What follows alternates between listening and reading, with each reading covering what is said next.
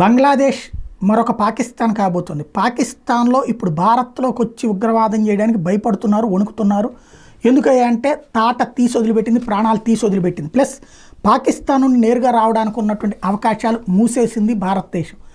But బంగ్లాదేశ్కి అవకాశం ఉంది. అటు ఒక ఏది బెంగాల్లోకి ఎంటర్ అయ్యి అట్టించి నిదానంగా ఈశాన్య రాష్ట్రాల్లోకి ఎంటర్ అయ్యి, అంటే తీవ్రవాదానికి సంబంధించినటువంటి వాళ్ళు ఇప్పటిదాకా పాకిస్తాన్ ట్రైన్ చేసి త్రూ బంగ్లాదేశ్ ద్వారా పంపిస్తుంటే హసీనా లాంటి వాళ్ళు ఉన్నారు కాబట్టి మనం అక్కడే కంట్రోల్ చేస్తూ వచ్చాం. నేపాల్ ద్వారా పంపిస్తున్నది నేపాల్ ప్రభుత్వంతో మాట్లాడి కంట్రోల్ చేసాం. ఇప్పుడు డీప్ స్టేట్ వాళ్ళకు అనుకూలమైన ప్రభుత్వాలే ఈ 3 చోట్ల ఉన్నాయి.